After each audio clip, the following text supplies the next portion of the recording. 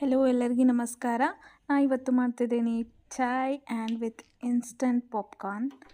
So just for a chill, for a time pass. So just ಹಾಗೆ ಮಾಡಿದೆ. Please support me. ನನ್ನ ಚಾನಲ್ನ subscribe ಮಾಡಿ ಆ್ಯಂಡ್ ಈ ವಿಡಿಯೋನ ಲೈಕ್ ಮಾಡಿ. Thank you. ಬಾಯ್ ಟಾಟಾ.